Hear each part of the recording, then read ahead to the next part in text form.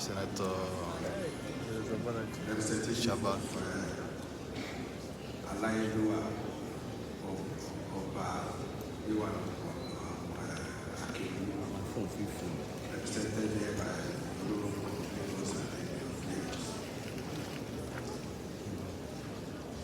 body of Permanent Secretary, present particularly Permanent Secretary Housing, Engineer Abdul Hafiz Ola, and our own PS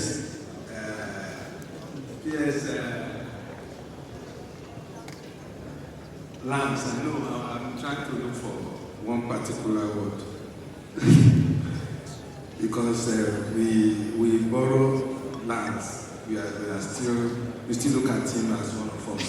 Mr. Kamaru Olusola, Managing Director of SBC, GM Lagos Mobile Board and the Management, Chairman of the IC, Mr. Akim Okunino, Head of Agencies here present and talking with past, particularly the LLB, so captains of industries and stakeholders in the goods sector, particularly the founding partner, Dia Fatimilei and co-Mr. Wade Fatimilei, founding partner, Estate Institute, Sagrada, Olaniyo, MVCU, Malaysia Limited, Dr. Olaniyo, Valentina Abuta, Chairman Akoyiketu, Mr. Dede Koshinawa, distinguished invited guests, gentlemen of the press, ladies and gentlemen, good afternoon. I'm here to represent Mr. Governor, who is presently as we speak, presenting to the Lagos State Assembly the 2024 budget, and he has graciously asked me to represent him. He would have loved to be here, and he has not missed a session since we started this. And this robust discussion will be conveyed to him immediately after we concluded. I'll now go back to read this address. It gives me great pleasure to join professionals and stakeholders in the goods industry at this 4th edition of the Lagos Real Estate Marketplace Conference and exhibition organized to provide insight into the investment opportunities in the real estate sector in Lagos State. I'm happy to note that this conference, which started 4 years ago, has become a veritable platform for key industry players in the goods sector to review trends within the profession and provide possible and sustainable solutions to identify and emerging challenges. The themes for this year's conference: real estate regulation, a panacea for disaster mitigation and coverage in the goods industry, is quite apt as it escalates the state dedication to fostering an environment of regulatory excellence and resilience within the real estate industry. This does not only propel the industry forward, but also contribute significantly to the advancement of our shared goal as a community. As we convene today, the urgency of addressing the impact of well-regulated real estate sector is more apparent than ever. The built industry, a cornerstone of social and economic progress, is facing unprecedented challenges which make or mar. It is within this context that we deliberate on the transformative potential of regulating the real estate sector. This will serve as a panacea for not only mitigating the risk that will result from disaster, but also facilitating transparent and enabling environment for the licensed practitioners within the industry. Our cities bear witness to the repercussions of unregulated development and the vulnerability of inadequately constructed structure to to the force of the nation. This conference will also stand as a testament to the collective acknowledgement that a strategic, comprehensive approach to real estate regulation is not a luxury, but an imperative for sustainable growth. We embark on a journey to explore how effective regulation against the avoidable challenges posed by unregulated development. It's often been seen as the framework of rules and guidelines governing transactions and developments within the industry. Today, we challenge ourselves to view regulation through a different lens, an instrument of change, innovation, and resilience.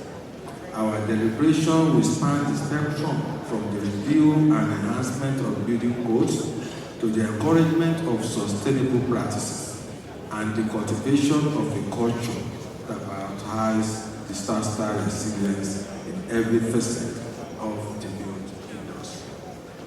A significant step that we have taken in this regard was the signing of the amended Nigeria law in February last year. This law recognizes the pivotal role which real estate and regulation plays in disaster investigation. It is extremely important that we continue to emphasize the need for all players in the build sector to avoid undermining established rules, processes, and procedures, but abide by all regulations guiding real estate practice, including additional laws and other related regulations. Through comprehensive regulation, we can expedite the building process, ensuring structural integrity so that individuals and families can restore their homes and livelihood promptly. Also, by implementing measures such as licensing and certification, which is being undertaken by Nigeria, we can ensure that professionals in the business industry adhere to ethical standards and possess the necessary expertise. This will not only ensure consumer confidence, but also promote fair competition and quality assurance. As a government, we are resolute in our determination to ensure full implementation of all zero tolerance policy against non or partial compliance with national laws and regulations and standards in the building industry in order to sustain investors' confidence in the real estate sector. Furthermore, in order to minimize the risk of disasters and enhance the resilience of structures, it has become compulsory for relevant authorities to require individuals and organizations to purchase insurance coverage against natural disasters. We will adopt a holistic approach that combines regulatory measures with other strategies to achieve more comprehensive disaster mitigation and recovery outcome. Real estate regulation, when wielded effectively, becomes a shield against the vagaries of the industry. It begins with the establishment of stringent building codes and standards that ensure our structures are not just habitats but fortresses capable of withstanding the tumultuous winds, flood, and quakes that nature may unleash. Through systematic zoning and land use policy, we can intelligently plan our urban space, steering development away from high-risk areas and minimizing the potential for disaster-induced damage. As I conclude, let us all know that prioritizing safety, enforcing building codes, and promoting transparency, we can create resilient communities that are better equipped to withstand and recover from disasters. Let us work hand in hand to advocate for robust real estate regulation for it is through our collective effort that we can build a safer and more sustainable future.